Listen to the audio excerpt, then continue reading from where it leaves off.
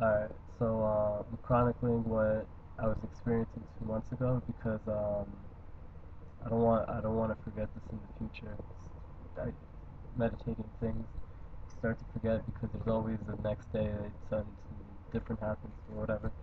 But anyways, I was doing a sun moon meditation that was shown by Dattatreya, which is supposed to give you which is the purpose of it is to give you a moment of timelessness. The sun and moon come together, or even Arpana Prana meditation, we're supposed to do the same thing where the 2 points meet of your breath, like the out and in meet in your breath, and you're supposed to experience timelessness. Anyways, it didn't happen for me. But while I was trying to do this with the imagery and shit, and I don't know what it was, something just came to me like boom. It wasn't even a thought. It wasn't anything. It was just I got a little excited and I got up. I went to the mirror and I proceeded to meditate in the mirror. And upon meditating in the mirror, many things happened this week. That week when I was doing this, when I was doing this every day, sometimes for a long time. Anyways, I wanna I want to speak about after. I don't want to exactly go into what I saw or what exactly happened when I was meditating in the mirror, but afterwards, I had a feeling in my I had a feeling in my heart about something. It was just a feeling about my grandfather, who I've never met, my grandfather on my dad's side, who I've never met, I don't know any stories about, don't know anything about, but the feeling came because of names. I was studying something about names and vibration, what names mean. My dad's name is Maya Ram Sadhu, and he chose the last name Sadhu. And the whole thing about Maya and illusion, and Ram means Bhagwan, or like Sadhu. And my name is Samatacharya, Samrit Maya Ram Acharya. Anyway, so I wanted to know my grandfather's name to see if it had any kind of correlation with illusion or with vision or anything. But anyways, so I had a feeling that my grandfather used the mirror to meditate. I don't know why, but I had a feeling he did it because I'm doing it. I just had a feeling. But anyway, so I asked my dad about his father. My dad, he gets happy that we're talking about it, whatever. And he tells me, he's like, yeah, like that dad was such a good man. He took care of the village. He built the entire village we lived at and shit. He built the temple and everything. I asked him, I was like, yeah, but what did he do? Like, what did he do? That's cool. He's a good guy and shit. That's beautiful. But like, what did he do? And he told me that he just, I think it was like the last 10, 20, 25 years of his life, he just chilled in his house with the lights, like, not, I don't know if the lights were off, but he just chilled in a dark room with a lamp and he just prayed. And he just chilled in a dark room with a lamp and he prayed. Now, my dad didn't say he used a mirror, but I'm assuming he did because it feels right. And not only that, I wanted to see if anyone else in Hinduism or anyone else who has ever meditated has used a mirror before. I researched uh, Swami Ramalingam, Swami Ramalingam, who apparently, as a child, just sat in a room with a lantern and a mirror and just prayed in the mirror with the lantern. Now I don't have I don't have like a proper ghee and like oil and shit to make proper lantern. I've never used it, and I don't know. I don't know what these dudes saw.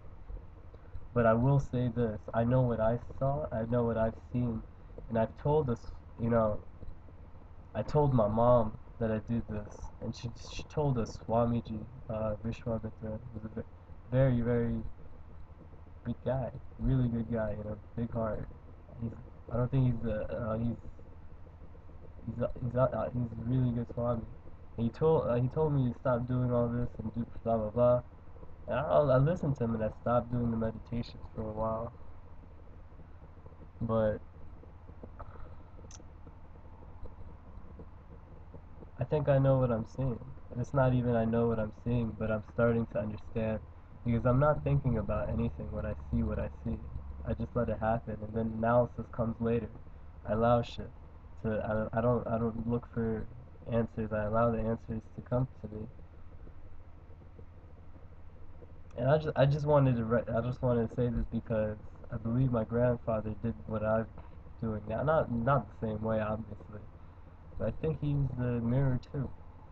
And I think I know why I use the mirror, or why I have used the mirror, or why at that point in time I did do that. Because at that point in time, when I was when I was meditating like this, I was at a point where there was nothing. The reason I meditated was because there was nothing in my mind. I was alone. I was alone for probably 7 months. Like, I mean, I completely alone, and there was nothing in my mind anymore, and I couldn't think, and it was just completely blank.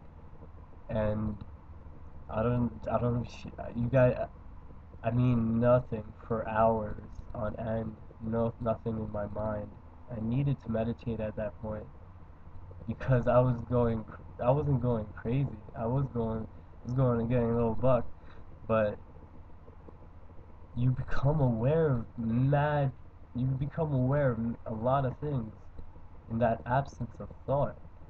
And this is what I'm saying. When I looked in, the Buddha got to this nothingness, which is nirvana, and he became self-aware of that nothingness, meaning he took his form as that nothingness.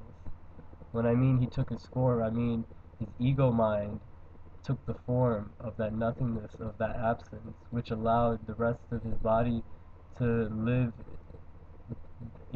without observation, to live freely, which, which is, wow, I didn't, that was the first time I put it like that, but, in that, this is what I'm saying, when I looked in the mirror, and I had nothing in my mind, and I was, like, in that absence of thought, dude, I wasn't even looking at my face, I wasn't looking at my eyes, wasn't looking at my nose, I was looking past it.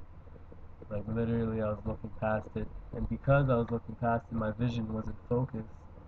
So your vision blurs or separates or doubles, whatever terminology you like, doubles, and at that point, when my vision doubles, at first, the first time I did it, I didn't look in my eyes at all. I looked at the top of my forehead, and I looked at my entire body. I never looked in my eyes initially. Looked at the top of my forehead, looked at the rest of my body and everything. And eventually I'll see a glow of light, and then my entire body will go black, like a shadow. I would be nothing. In complete thoughtless meditation, my breath. Important to know about the breath, I do not focus on the breath. And because I do not focus on my breath naturally becomes to the position, to the control that it should be. And I'm aware now that when these visuals, when I start seeing shit, when all this goes down, my breath is completely controlled. And I mean, I'm breathing slow as hell. So slow that if I breathe slow like that now, I wouldn't be able to operate. I wouldn't be able to operate. Extremely slow, and it's centered in my heart. And sometimes my heart beats, I can feel my heart, and my head just moves up and down because it's beating to the heart. Yeah. What's up, bro?